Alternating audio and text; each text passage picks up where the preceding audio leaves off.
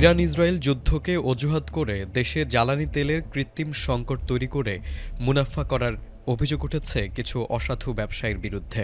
চাঁদপুরে বেশ কিছু পেট্রোল পাম্প বন্ধ থাকার প্রেক্ষাপটে প্রশাসন ডিপোগুলোতে নজরদারি জোরদার করেছে। তবে ডিপো কর্তৃপক্ষ বলছে তেলের কোনো ঘাটতি নেই। চাহিদা পরিমাণ তেল দিতে আসে না।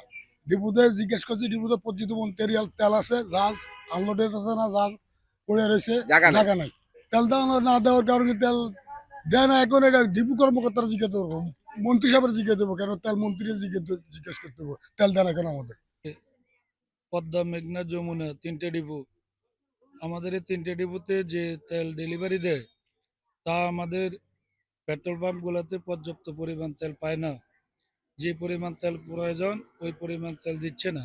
চাঁদপুরে পদ্মা, মেঘনা ও যমুনা নামে তিনটি তেলের ডিপো থেকে চাঁদপুরসহ পাশাপাশি কুমিল্লা, লক্ষ্মীপুরসহ বিভিন্ন জেলায় জ্বালানি তেল সরবরাহ করা হয়। সম্প্রতি তেলের সংকটের অভিযোগ তুলে কিছু পেট্রোল পাম্প বন্ধ হয়ে গেলে পরিস্থিতি নিয়ে উদ্বেগ দেখা দেয়। এ অবস্থায় প্রশাসন ডিপোগুলোতে নজরদারি বাড়ায়। ডিপো কর্তৃপক্ষ জানায় তাদের কাছে পর্যাপ্ত তেল মজুত রয়েছে এবং আগের মতোই ডিলারদের চাহিদা অনুযায়ী সরবরাহ অব্যাহত রয়েছে। আমি আমিনুল হোসেন খান, পেট্রোল ম্যানেজার মোহাম্মদ ইলিয়াস খান। আমরা পদ্মা ডিপুর ডিলার। আমাদেরকে পদ্মা ডিপুর থেকে যা তেল দেয় আমরা ওইভাবে এখন চালিয়ে যাচ্ছি, কোনো সমস্যা নাই। তবে আরও যদি আমাদেরকে আরও বাড়িয়ে দেয় তেল তাহলে আমরা আরও সুন্দরভাবে পেট্রোল পাম্প চালিয়ে যেতে পারবো ইনশাল্লাহ। যমুনা কোম্পানির ডিপো ইনচার্জ নূরে আলম রুবেল জানান, ডিপোতে পর্যাপ্ত তেল রয়েছে এবং নিয়মিত সরবরাহ চালু আছে। তবে কিছু ডিলার অতিরিক্ত তেল নেওয়ার চেষ্টা করছেন, যা নিয়ম অনুযায়ী দেওয়া সম্ভব নয়। এই পরিস্থিতিকে কেন্দ্র করেই তারা সংকটের ধারণা তৈরি করছেন। অন্যদিকে তেলের ডিলাররা ভিন্ন অভিযোগ তুলছেন।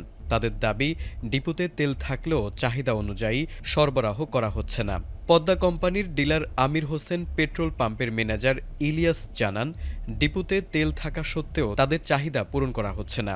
এতে বাজার সংকট তৈরি হচ্ছে এবং যে পরিমাণ তেল দিচ্ছে তাই বিক্রি হচ্ছে। অনেক পেট্রোল পাম্প তেল না থাকায় বন্ধ রাখতে হচ্ছে। তিনি সরকার ও সংশ্লিষ্ট মন্ত্রণালয়ের কাছে পর্যাপ্ত সরবরাহ নিশ্চিত করার আহ্বান জানান। যে পরিমাণ তেল প্রয়োজন ওই পরিমাণ তেল দিচ্ছে না। কোনো গাড়িতে আমাদের এই গাড়িগুলোর মধ্যে ৯,০০০ লিটার তেল ক্যারিং করে, কিন্তু কোটার কারণে তেল একটা গাড়িতে ৩,০০০, ৪,০০০, ৫,০০০ এই পরিমাণে তেল দেয়। এই জন্য বিভিন্ন অঞ্চলে তেলের সংকট দেখা দিয়েছে। তাই আমরা চাই এই তেলের সংকট যাতে না হয়। আমরা আমাদের প্রধানমন্ত্রীর কাছে দৃষ্টি আকর্ষণ করছি, তেল যাতে আমাদের চাহিদা মতো তেল দেয়। এই জন্য প্রধানমন্ত্রীর কাছে আবেদন করছি, না হলে দেশের অর্থনীতি পঙ্গু হয়ে যাবে। এদিকে পরিস্থিতি নিয়ন্ত্রণে রাখতে চাঁদপুরের তিনটি ডিপোতে সেনাবাহিনীর কড়া নজরদারি রয়েছে, যাতে কোনো ধরনের বিশৃঙ্খলা সৃষ্টি না হয়। ক্রেতারা জানান, যুদ্ধের অজুহাত দেখিয়ে পেট্রোল পাম্পগুলোতে কৃত্রিম সংকট তৈরি করা হচ্ছে। তারা অভিযোগ করেন, চাহিদা অনুযায়ী তেল না দেওয়ায় সাধারণ মানুষ দুর্ভোগে পড়ছেন এবং ব্যবসায়ীরা মজুত করে সুবিধা নেওয়ার চেষ্টা করছেন। বর্তমানে তেল সংকট সারা বাংলাদেশে সব জায়গায় দেখা যাচ্ছে, কিন্তু চাঁদপুরে সেই পরিমাণ খুব কম, কিন্তু মাঝে মধ্যে সংকটের পরিমাণে আমরা অতিষ্ঠ হয়ে যাই।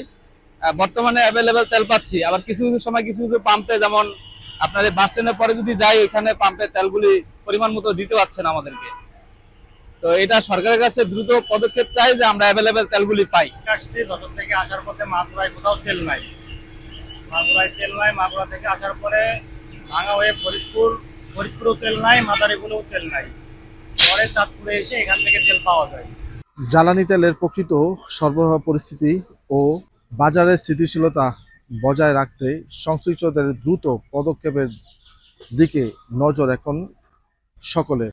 ফাহিম শাওরিন কৌশিক, এটিএন বাংলা, চাঁদপুর।